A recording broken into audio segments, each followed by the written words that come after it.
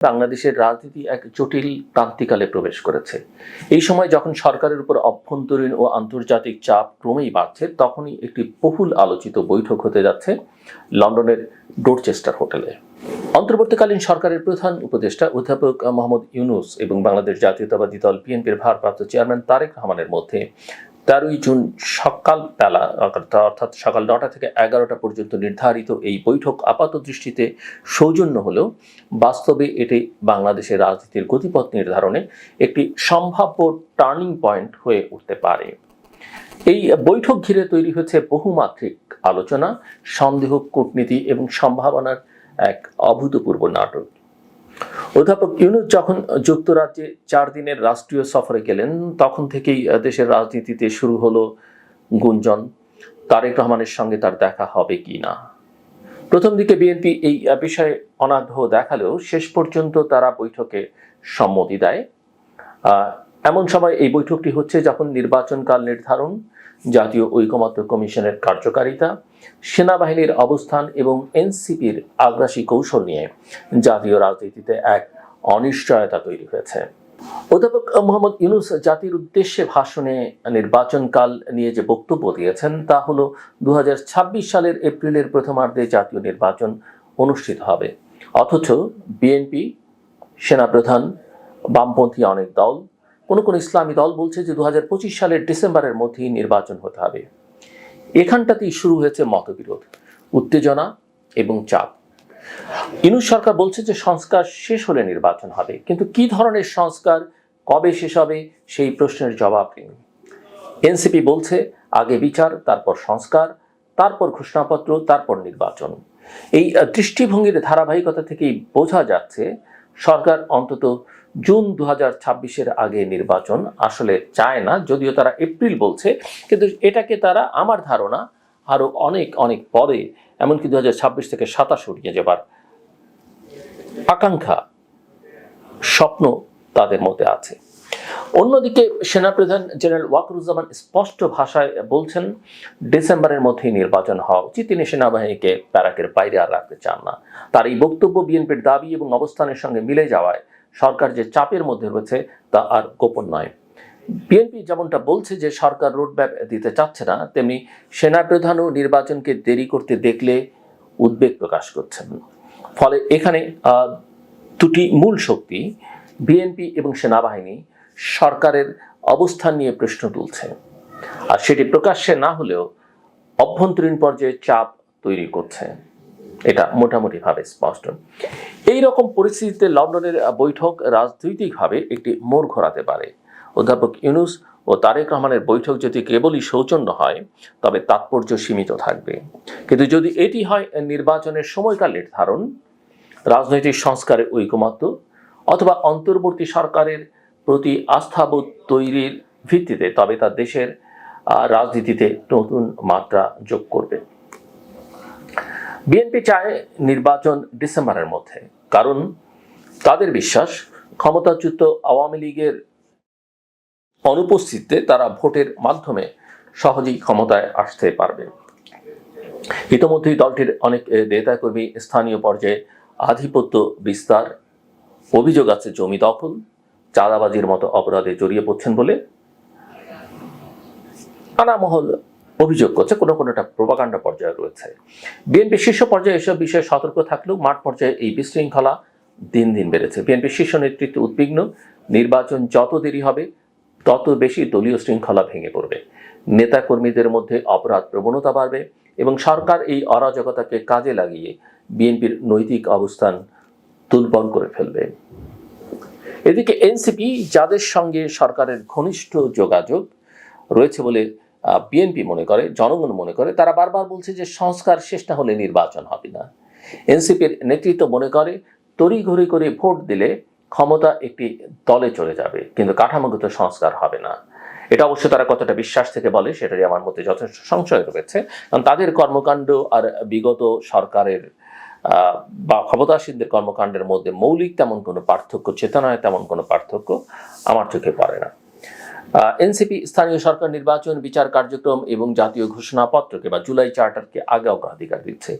NCP এবং জামায়াতের মধ্যে পর্দার আড়ালে একটা বোঝাপড়ার ইঙ্গিত আছে, সেটাও কিন্তু মোটামুটিভাবে স্পষ্ট। আর এনসিপির কৌশল এবং সরকারের উপদেষ্টাদের অবস্থানের মধ্যে ব্যাপক মিল লক্ষ্য করা যাচ্ছে, যা বিএনপিকে আরও সন্দিহান করে তুলেছে।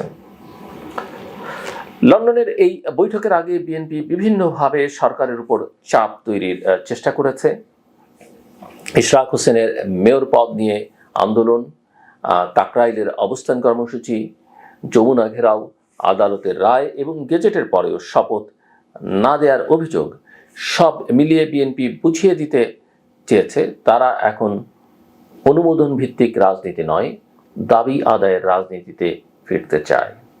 কিন্তু এর ফল কতটা মিলবে সেটাই দেখবার বিষয়। সরকার একদিকে বলছে যে রোড ম্যাপ দেবে, সংস্কার করবে, আবার অন্যদিকে বিএনপিকে গুরুত্ব না দেওয়ার বার্তাও দিচ্ছে। উপদেষ্টা আসিফ মাহমুদ সজীবকে নিয়ে যত বিতর্ক, তাতে বোঝা যাচ্ছে সরকার বিএনপির দাবি মানার আগ্রহ দেখায়নি, বরং উপদেষ্টা পরিষদের বিবৃতি এবং ইউনূসের ভাষণগুলোতে বিএনপি ও সেনাবাহিনীকে উদ্দেশ্য করে এক ধরনের ধমক ভরা বার্তা দেওয়া হয়েছে। এত কিছুর মাঝেও সরকার যে অস্থির তা বোঝা গেছে ইউনূসের পদত্যাগের ভাবনায়। এনসিপি নেতা নাহিদ ইসলামের মাধ্যমে এই খবর ফাঁস হয়ে যাওয়ার পর দেশের রাজনীতিতে তীব্র আলোড়ন তৈরি হয়, সেটা আমরা সবাই জানি। যদিও পরে পরিস্থিতি সামাল দিতে অধ্যাপক ইউনূস 22টি দলের সঙ্গে বৈঠক করেন এবং উপদেষ্টা পরিষদের একটি বিবৃতিও প্রকাশ পায়, কিন্তু বিএনপি সন্তুষ্ট হয়নি। বরং বিএনপি বলছে যে সহযোগিতা করতে হলে সুনির্দিষ্ট রোডম্যাপ চাই, না হলে সরকারকে চাপ দিতে হবে। এই মুহূর্তে বিএনপি একদিকে রাজনীতিতে নিজেদের একমাত্র গ্রহণযোগ্য প্রতিপক্ষ হিসেবে তুলে ধরতে চায়, অন্যদিকে সেনাবাহিনীর অবস্থানকে নিজেদের পক্ষে ব্যবহার করছে। তাদের ভাষায়, যদি সরকারকে সহযোগিতা না করা হয় তাহলে সরকারের টিকে থাকা কঠিন হয়ে পড়বে। যদিও এই ধরনের বক্তব্যে রাজনৈতিক সমঝোতা নয়, বরং সংঘাতের গন্ধ পাওয়া যাচ্ছে, কিন্তু এই সংঘাতের দায় আসলে কার সেটা খতিয়ে দেখতে হবে। তবে বাস্তবতা হলো বাংলাদেশের রাজনীতিতে কখনোই শেষ কথা বলে কিছু থাকে না। অনেক কিছুই শেষ মুহূর্তে বদলে যেতে পারে। যদি লন্ডনের বৈঠকে তারেক রহমান ও অধ্যাপক ইউনূস কোনো যৌথ সমঝোতায় পৌঁছাতে পারেন, তাহলে নির্বাচনের সময়কাল ও রোডম্যাপের বিষয়ে একটা মধ্যপন্থা আসতে পারে বলে অনেকে ধারণা করছেন। হয়তো মার্চ এপ্রিলে নির্বাচন না করে ফেব্রুয়ারিতে করা হতে পারে, এমনকি জানুয়ারিতে হতে পারে। আবার হতে পারে বিএনপি চাপ দিয়ে সরকারকে ডিসেম্বরে ভোটে রাজি করে ফেলবে। কিন্তু প্রফেসর ইউনূস সরে গিয়ে নতুন কাউকে দিয়ে এটি নির্বাচনের পটভূমিও তৈরি হতে পারে। তবে এই পুরো প্রক্রিয়ায় সবচেয়ে বড় সমস্যা হয়ে দাঁড়িয়েছে আস্থার ঘাটতি। সরকার, বিএনপি, সেনাবাহিনী, এনসিপি, জামায়াত সবাই একে অপরকে সন্দেহ করছে, কেউ কাউকে বিশ্বাস করতে পারছে না।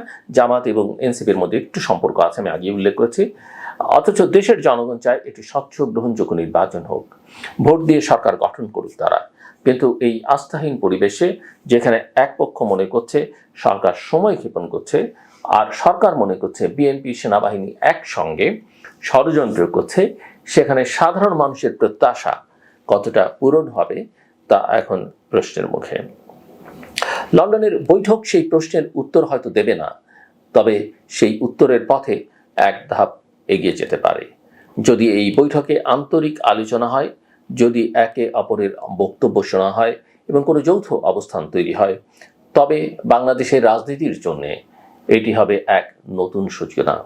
আর যদি এই বৈঠক শুধুই সৌজন্যের মধ্যে সীমাবদ্ধ থাকে বা উভয় পক্ষ কৌশলগতভাবে নিজেদের অবস্থানে অনড় থাকে, তাহলে শুধু উত্তেজনা বাড়বে, সমাধান আসবে না।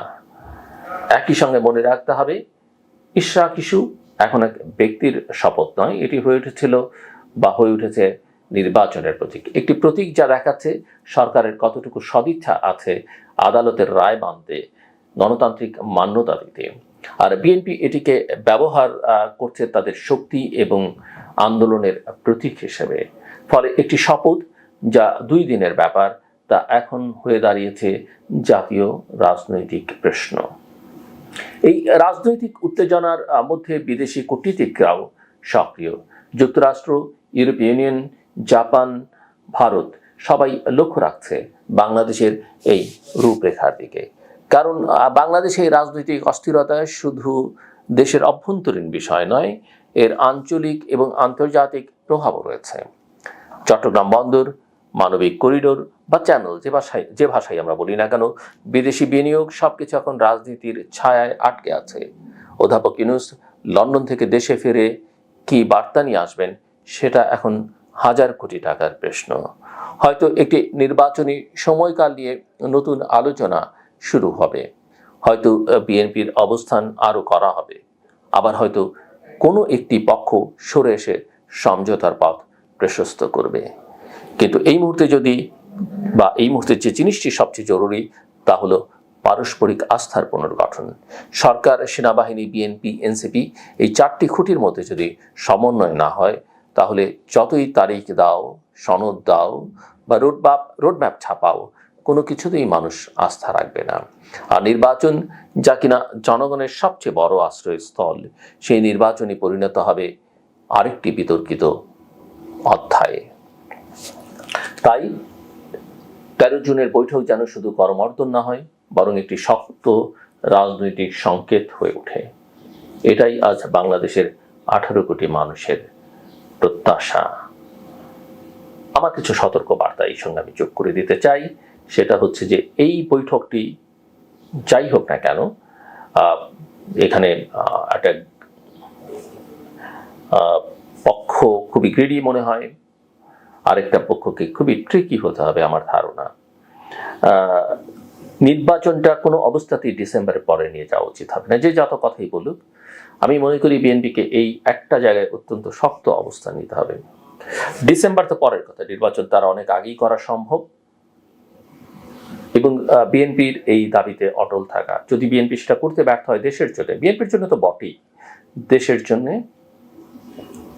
অনেক বড় সংকটময় পরিস্থিতি, অনেক দুর্ভোগ তার মধ্যে থাকতে পারে আমার আশঙ্কা। এবং এর মধ্যে অনেকগুলো ঘটনা ঘটতে পারে বলে আমার ধারণা। বাংলাদেশে তো একটা মব কালচার শুরু হয়েছে, আমরা জানি। এই মব কালচারটা আসলে চিরতরে বন্ধ করা, শেষ করে দেওয়ার ব্যবস্থাটা করা দরকার। কে করতে পারবেন, কিভাবে করবেন আমি জানি না। আমার আশঙ্কা যে এই যে কথায় কথায় কিছু শক্তি আছে যাদের ঢাল নেই, তলোয়ার নেই, নিধিরাম সর্দার, এই নিধিরাম সর্দাররা নানা দাবি নিয়ে মাঠে নামতে পারে। তারা কখনো বলবে রাষ্ট্রপতি সরাও, কখনো বলবে সেনাপ্রধান সরাও, কখনো বলবে প্রধান বিচারপতি সরাও, কখনো বলবে এই নির্বাচন কমিশন মানি না, জুলাই চার্টার মানতে হবে। জুলাই চার্টারটা কি? জুলাই চার্টার তো গত জুলাইতে হবার কথা ছিল। 24 জুলাই আর 25 জুলাই কিন্তু এক বাস্তবতা নয়। এগুলোকে কেন্দ্র করে নানা জটিলতা তৈরি করবার চেষ্টা হচ্ছে। এই জটিলতা কোনোভাবেই তৈরি করতে দেয়া যাবে না। এবং এগুলো থেকে রক্ষা পাবার একটাই উপায় বাংলাদেশের সামনে। হ্যাঁ, নির্বাচন গণতন্ত্রের গ্যারান্টি নাও দিতে পারে, নির্বাচন সবকিছুর স্থিতিশীলতার গ্যারান্টি নাও দিতে পারে, কিন্তু এটা ছাড়া আর কোনো বিকল্প উপায়, পন্থা আমি চোখে দেখি না।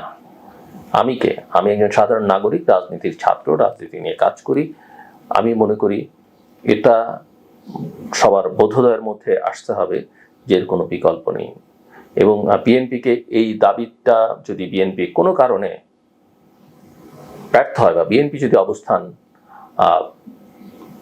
থেকে সরে দাঁড়ায়, কোনো রকমের কম্প্রোমাইজ, কোনো রকমের ট্র্যাপে পা দেয়, যেটা ফেব্রুয়ারিতে, জানুয়ারিতে কিংবা এপ্রিলেই, তাহলে বিএনপির ক্ষমতায় আসার যে স্বপ্ন, যে সুযোগ, সেটা অনেকখানি তিরোহিত হবে। মোটামুটিভাবে আমি এটা পরিষ্কার। তো আমি মনে করি খুবই স্পষ্ট কথা, অত্যন্ত জোরালো অবস্থানে এই জায়গায় থাকতে হবে। বাকি যা আলোচনা, সমঝোতা, সেটা যা হবার তারা করবেন। শেষ করবার আগে প্রতিনিয়ত যেগুলো বলি, আমি আমার অভিজ্ঞতা থেকে, শিক্ষা থেকে, প্রত্যেকটা মানুষের কিছু কাজ করা উচিত, কিছু বিষয় চর্চা করা উচিত।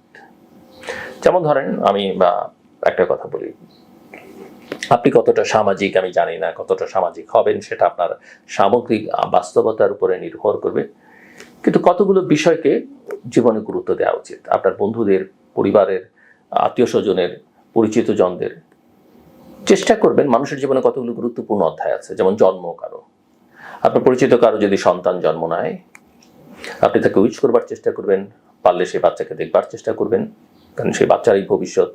কেউ যদি মারা যায় আপনার পরিচিতদের মধ্যে, আপনি তার ফিউনারেলে বা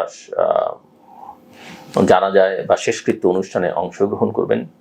কারো বিয়ের সময় কেউ যদি আপনাকে ইনভাইট করে, চেষ্টা করবেন সেখানে থাকতে। এই কাজগুলো, অন্তত এই 3টে কাজ আমি মনে করি প্রত্যেকটা মানুষের সামাজিক জীব হিসেবে অত্যন্ত জরুরি। আরেকটা কাজ আমি নিজে করবার চেষ্টা করি, আপনারাও করবেন, গ্রেভিয়ার্ডে বা কবরস্থানে যাওয়া।